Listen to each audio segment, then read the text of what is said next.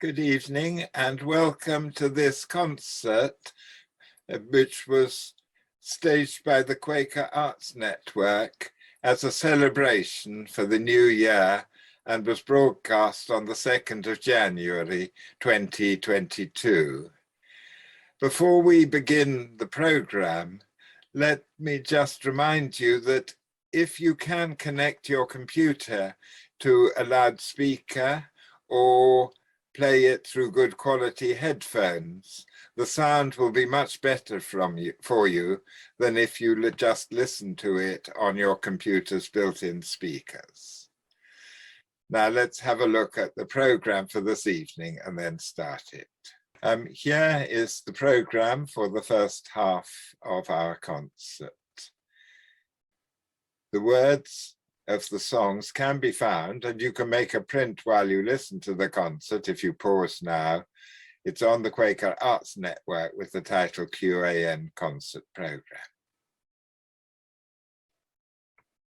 The first piece is a setting of Advice 42 by Jenny Vickers, part of a series which she'll tell you about after she has sung this one. It's accompanied by artwork by her colleague, Brett Fletcher.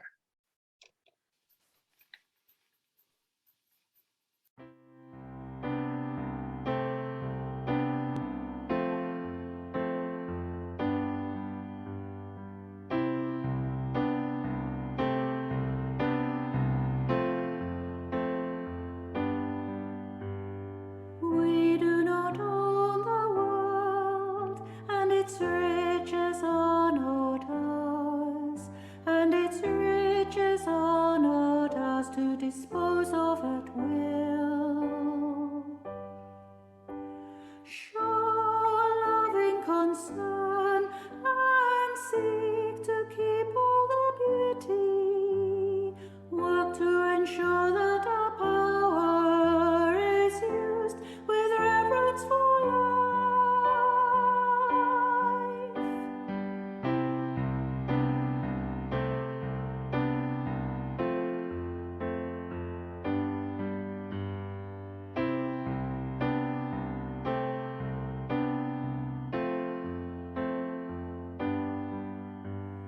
We do not own the world, and its riches are not ours, and its riches are not ours to dispose of at will. Show loving concern and seek to keep all the beauty.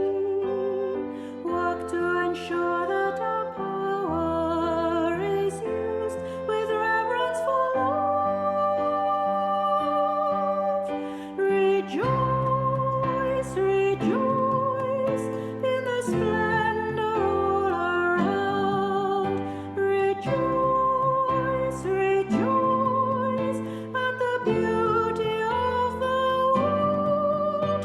Rejoice, rejoice in God's continuing creation. Rejoice, rejoice, rejoice, rejoice, rejoice, rejoice, rejoice, rejoice,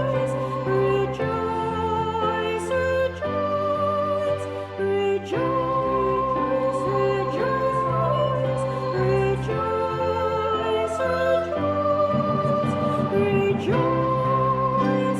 rejoice, rejoice, rejoice,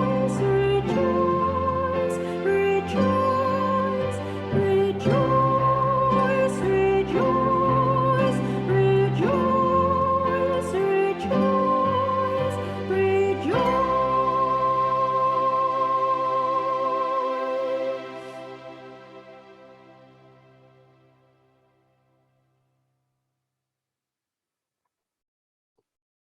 So Jenny, that was lovely to listen to, but this is just one of our advices, and I think it forms part of a larger musical work, doesn't it?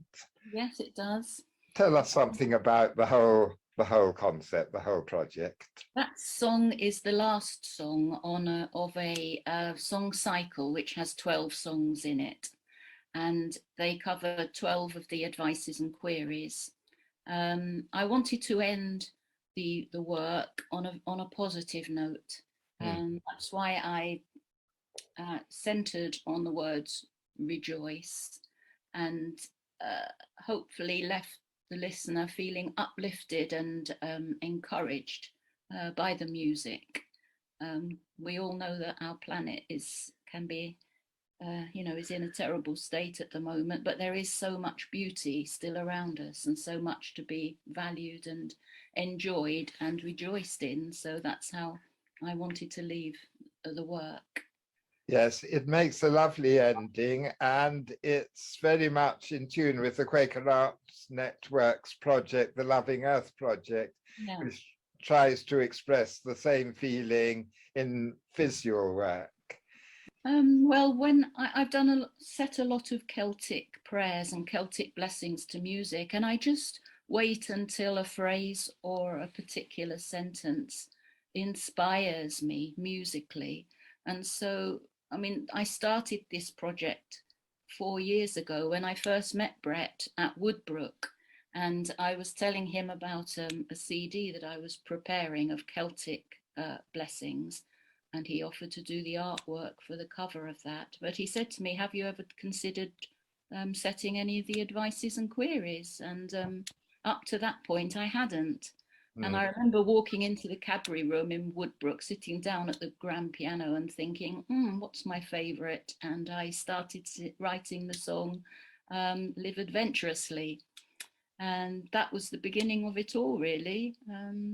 That was great. Now, Brett, tell us something about the artwork which accompanies Jenny's songs. I have a suspicion that the painting behind you is part of this series, is it? Well, no, not entirely. This is actually part of the Rejoice sequence, which comes at the end of the short film that we've just seen. And throughout, I mean, the project was conceived originally as an audiovisual presentation. So as Jenny is singing her songs, the images are projected onto a screen, and they start with the outline and then slowly fill in with color. And the process was basically, as I was making the images, I would take a photograph, color in a bit more, take another photograph, and then I've just sequenced them together. But the last, befitting as Jenny was saying, the grandeur of the last song, I felt that like another approach was called for. So I actually added in other images and slightly different techniques. But the idea came, well, a long time ago, actually. I started doing some patterns for what I entitled Towards an Illustrated Advice and Queries, because I just love the idea of when I do work, I like it to be a series, and the advice and queries seem to be a perfect sort of vehicle for that. Right. And from what you're saying then, you've performed these songs in public, sort of audio-visually, have you? And so our actual first performance outside of Woodbrook was only a few weeks ago, but we would like to do more. So we would like to have invitations to go and do more. Well, let's hope that after they saw the film tonight, friends will be interested and approach you. I did want to ask you, if friends want to see more of the artwork, hear more of the songs and so on, either for themselves or by inviting you, how do they get hold of it, or how do they get in touch with you? This is the book. So this is the book, and it's got the CD in the back. Oh, wonderful. And it has all Brett's images. He carried on the project and has now done all 42 advices and queries with a beautiful image. And they can contact me by email, and I will post them out. Okay, well, I'll put up a picture now of your email address and the price of the book and a little picture of the cover. And let's hope that friends will go on enjoying this. And maybe one day the missing 30 advices will be there as well. Well, you never know. Okay, well, thanks very much for sharing with us tonight. I'm sure our people have enjoyed it very much. Thank you. Now, no Quaker British collection of songs would be complete without something from Tony Biggin and Alec Davison. Their work for the Quaker Youth Theatre and for the Quaker Festival Chorus and Orchestra really brought music front stage as a Quaker activity after all the years in which Quakers rather tended to shun it or enjoy it in private only. Truth's the Seed is a song from their first show for the Quaker Youth Theatre, The Quest of the Golden Eye.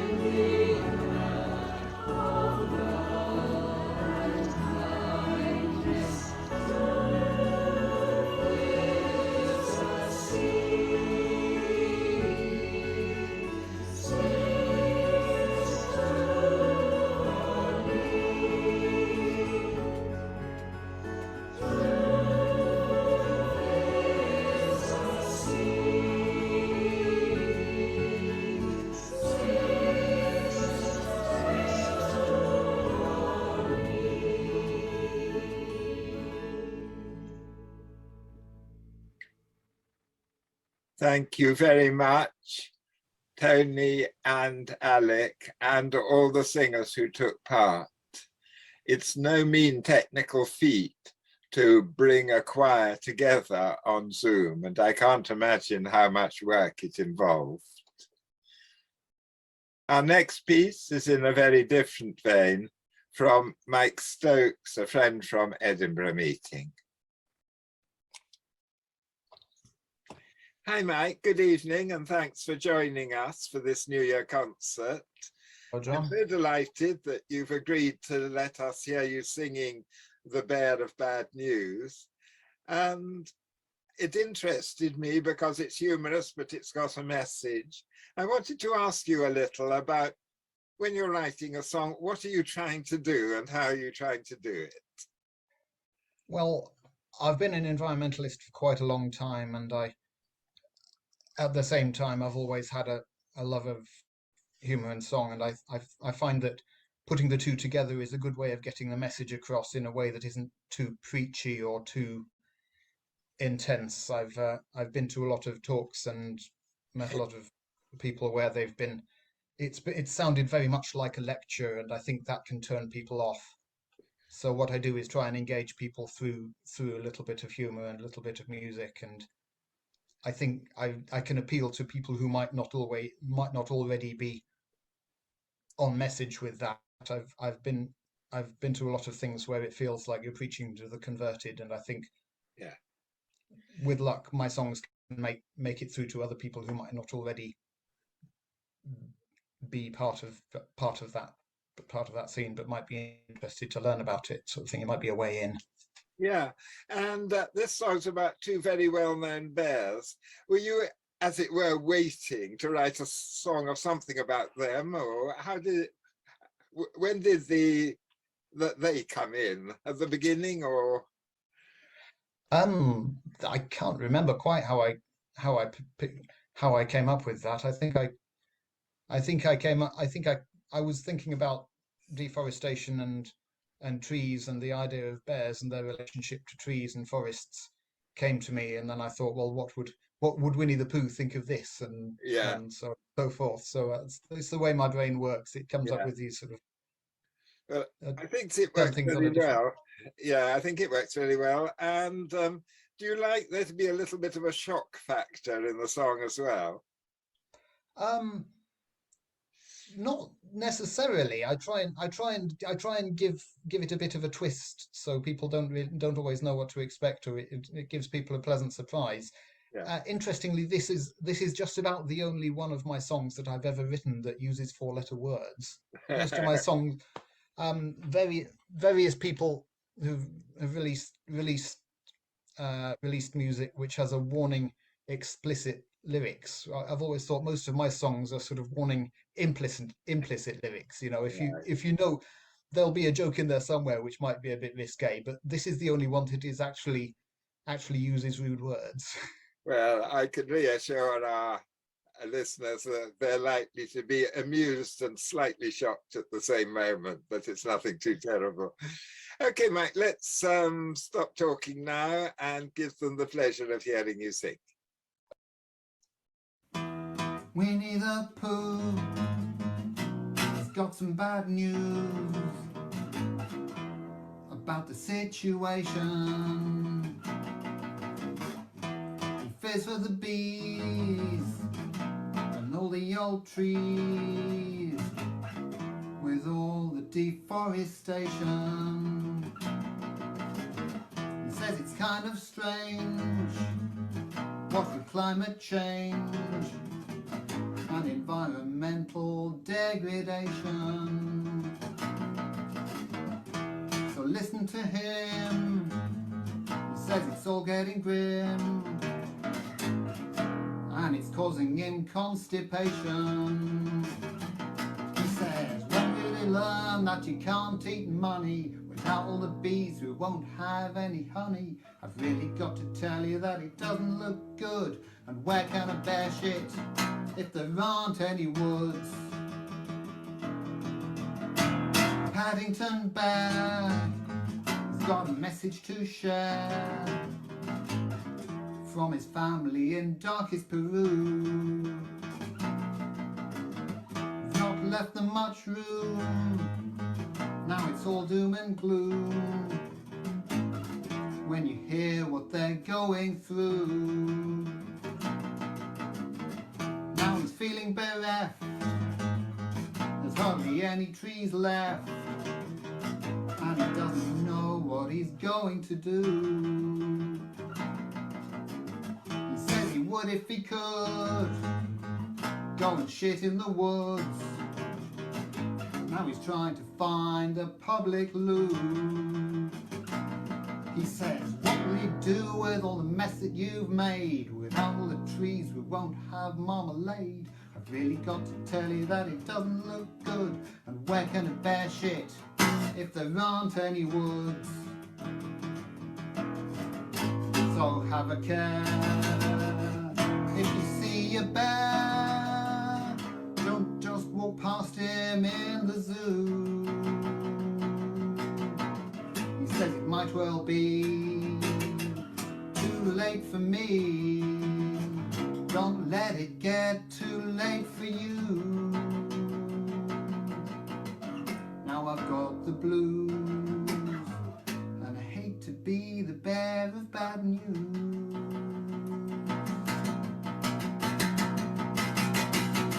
You're churning out pollution and all sorts of crap. You're warming up the oceans and melting polar ice caps. Can't you see that it doesn't look nice? And where can a polar bear go if there isn't any ice? What you gonna do about all the pollution? Think about your planet and find a solution. I've really got to tell you that it doesn't look good. And where can a bear shit if there aren't any woods? Now I've got the blues, and I hate to be the bearer of bad news. Thank you very much, Mike, for that.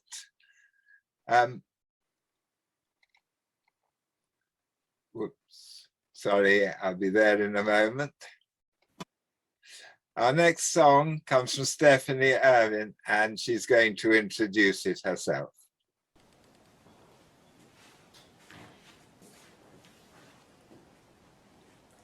My name is Stephanie Irvin. I'm a singer and a harpist, and I play the Celtic harp or lever harp. Here's my harp. It's got 34 strings, and it has, hence the name lever harp, it has these levers to change the pitch of the notes. And it's quite a common instrument in Scottish, Irish and Welsh folk music. But I'm here living in Sweden and studying folk music here. The song that I'm going to sing today is one that I was asked to write in 2019 by a dear friend of our family, Jerry Mattock, who died a year ago now. He asked me to write a song as a gift, as a wedding gift for my mum, Sally, and her husband, Peter. And he has always been so incredibly supportive to them in creativity, and especially my mum's music. And I wanted to write a song about supporting each other in creativity, because I'd always been inspired by the way that Mum and Peter look out for each other through tough creative times, and they help each other to find inspiration in the most unexpected places. So this song is called Storytellers.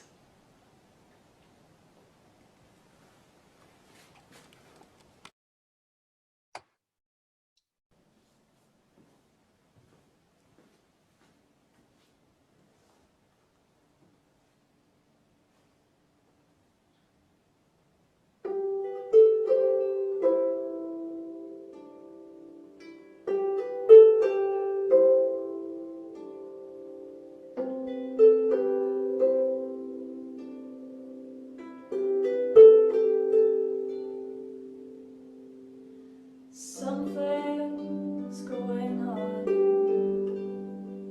The wind sounds foreign and strange.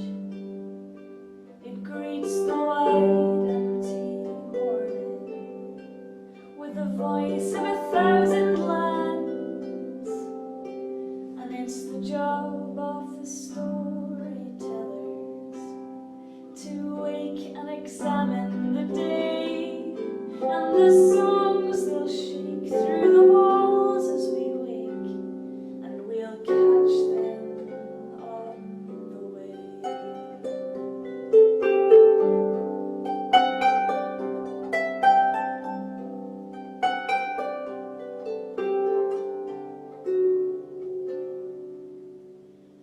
I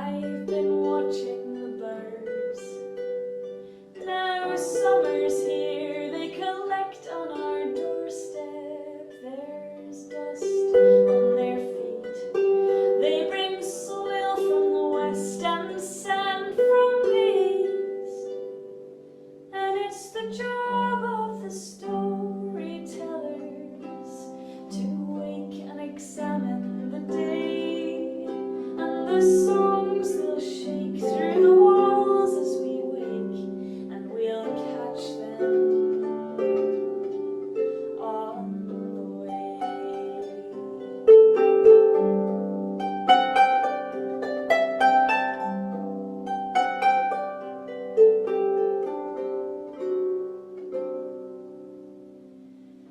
Come and look at the stars, how ambivalent and oblivious they are, that we've drawn these lines between them,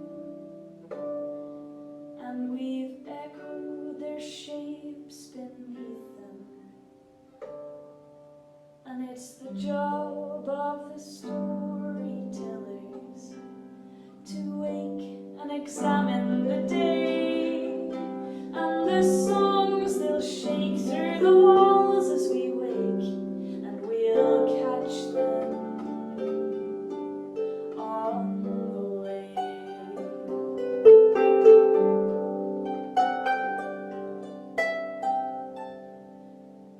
There'll be days when words seem frozen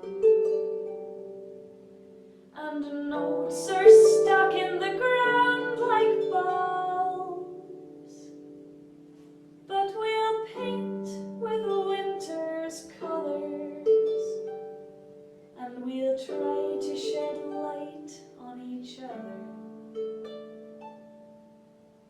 And it's the job of the storytellers to wake and examine the day, and the songs they'll shake through the walls as we wake, and we'll catch them on the way.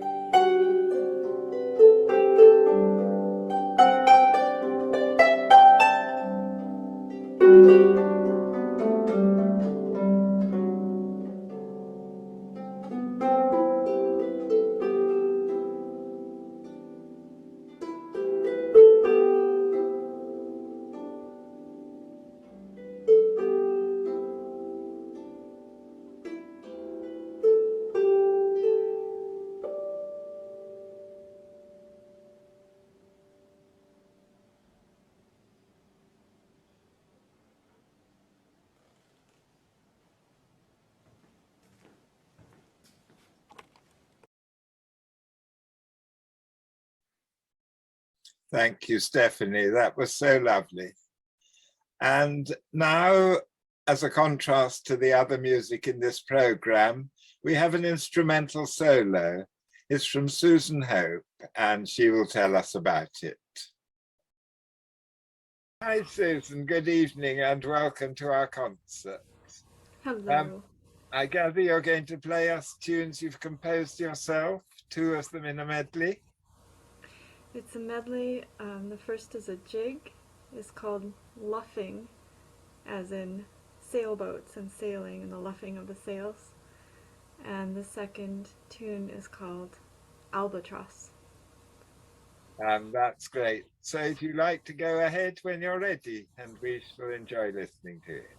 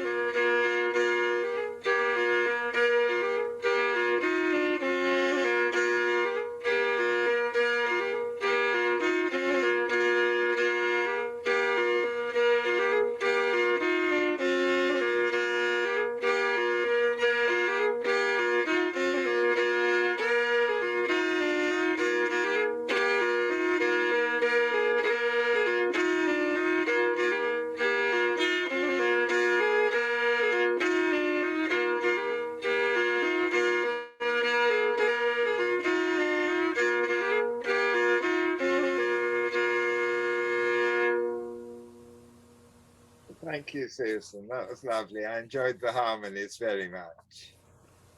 It's loads of fun. And the last song that we are hearing tonight is from the great American Quaker singer and writer, Susan Stark.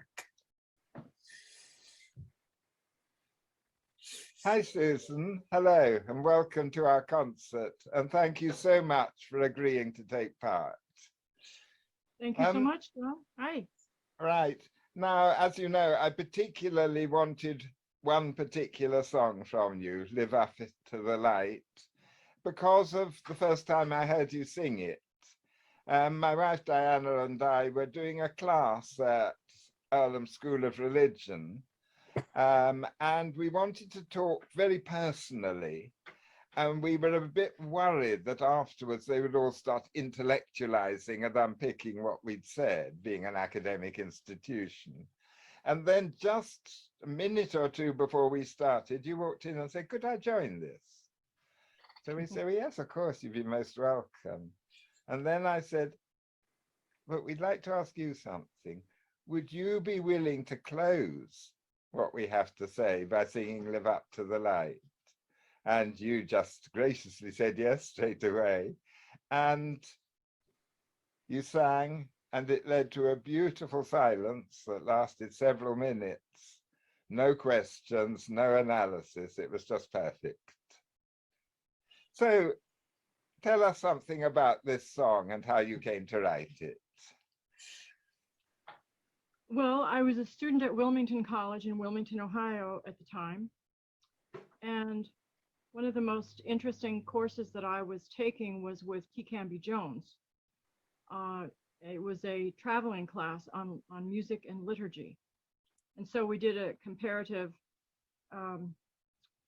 look at different religious traditions and how they approached all that. And our final evening was out at a monastery, and the assignment had been to write a hymn. And I just couldn't pull it together, but I had a sense that I should just keep the London Faith and Practice with me. And in fact, then it was that evening, instead of eating supper with everybody, that I went into the library to the grand piano and began perusing through the spiritual experiences of early friends. And boom, that's when I really honed in on the section from Margaret Fox's journal writings.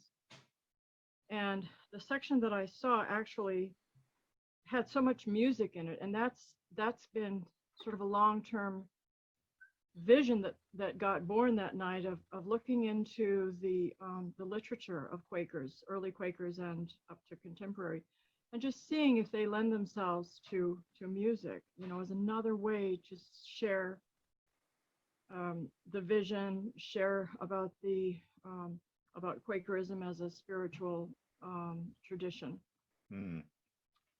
And it was wonderful. The song just sort of wrote itself. Sometimes it's just the lyrics, sometimes the music comes first, but this was just wonderful, kind of working with spirit. I'd be given a little, I'd do what I could with it, a little more would come. And then using, of course, the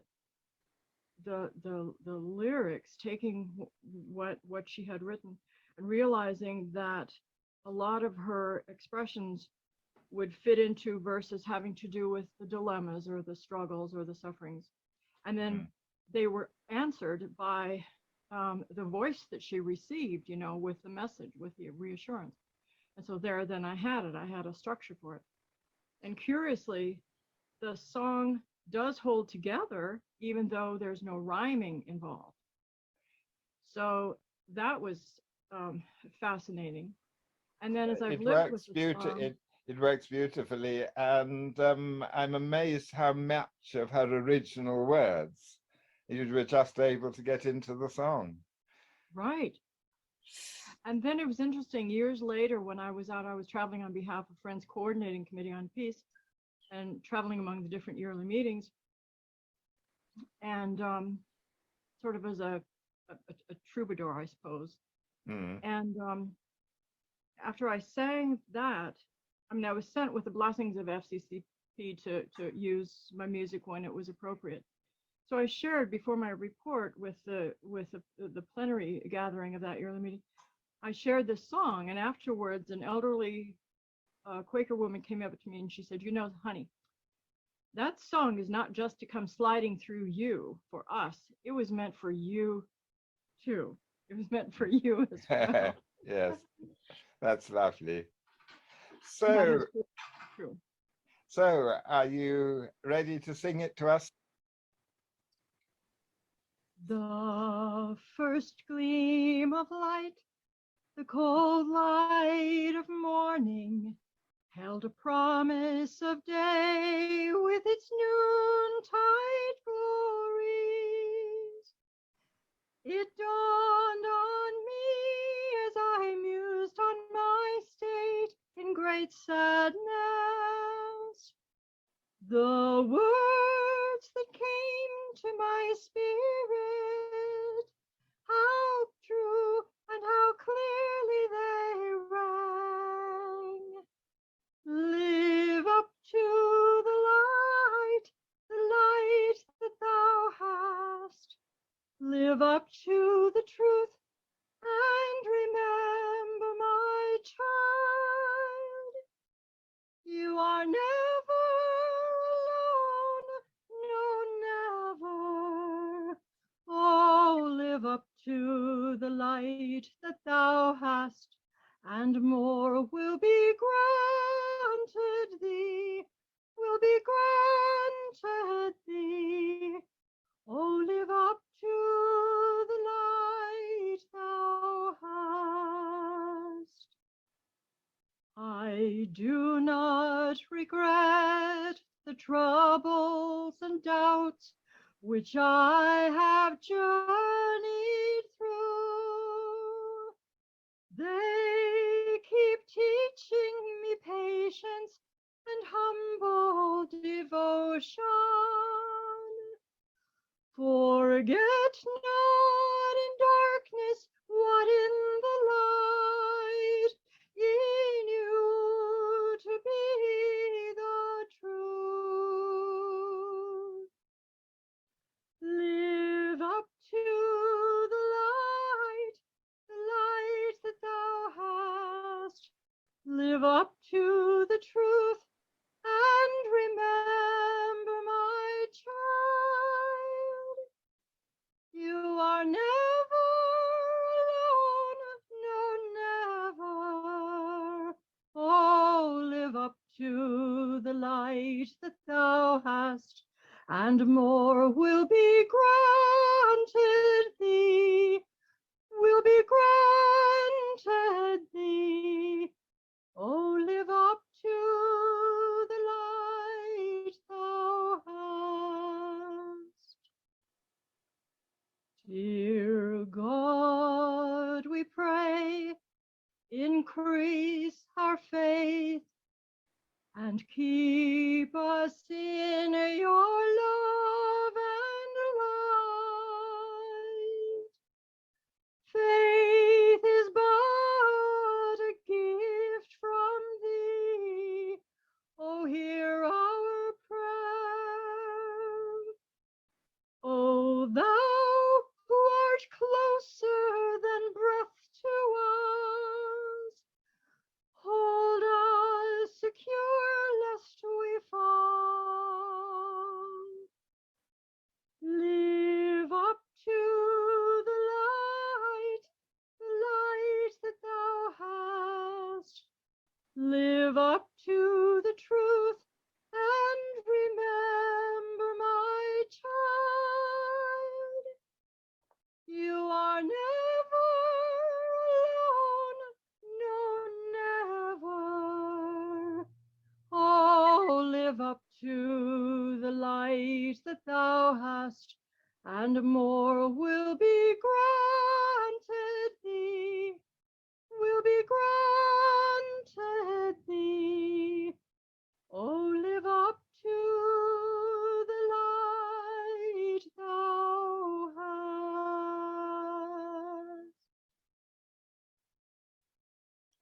Thank you, Susan. That was lovely.